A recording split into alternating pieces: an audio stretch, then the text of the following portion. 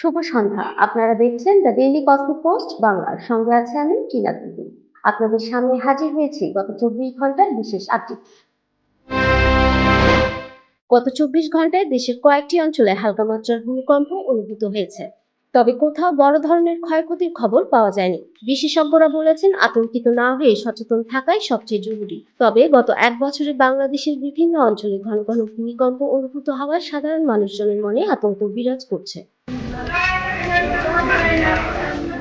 সারা দেশে গত রাতে যথাযোগ্য মর্যাদা ও ধর্মীয় ভাবগাম্ভীর্যের মধ্য দিয়ে পালিত হয়েছে পবিত্র শবে বরাত। মসজিদে মসজিদে অনুষ্ঠিত হয়েছে নামাজ, দোয়া ও বিশেষ মোনাজাত। অনেক মুসল্লি এই রাতে আত্মশুদ্ধি ও ক্ষমা প্রার্থনায় মগ্ন ছিলেন। শবে বরাত অতিবাহিত হওয়ার মধ্য দিয়ে এখন মুসলিম উম্মার সামনে শুরু হয়েছে সংযম, আত্মশুদ্ধি ও রহমতের মাস পবিত্র রমজানের প্রস্তুতি। আর মাত্র প্রায় 15 দিনের মধ্যেই শুরু হতে যাচ্ছে এই বরকতময় মাস। এই কারণে দেশ জুড়ে মুসলমানরা ইতিমধ্যেই রোজার প্রস্তুতি নিতে শুরু করেছেন। ধর্মপ্রাণ মুসলিম উম্মাহ রমজান মাস বিশেষভাবে পালনের পরিকল্পনা করছেন। অনেকে কোরআন তেলাওয়াত, নামাজ, দান সদকা ও আত্মসংযমের অনুশীলনে মনোযোগ দিবেন।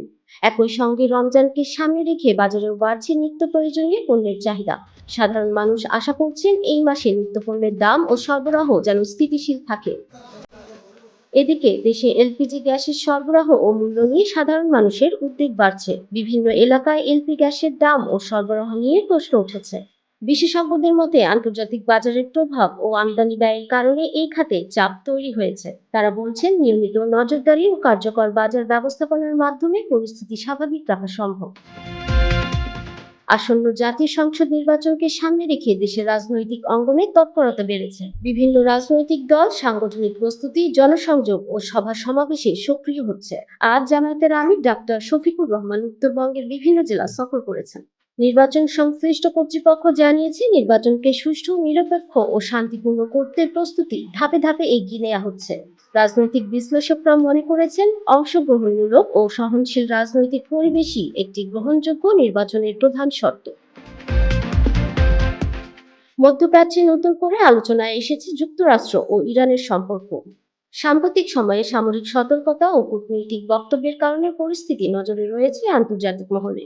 মার্কিন পক্ষ বলছে আঞ্চলিক নিরাপত্তা নিশ্চিত করতেই তাদের অবস্থান। অন্যদিকে ইরান জানিয়েছে তারা সংঘাত নয়, সম্মানজনক আলোচনার মাধ্যমেই সমাধান চায়।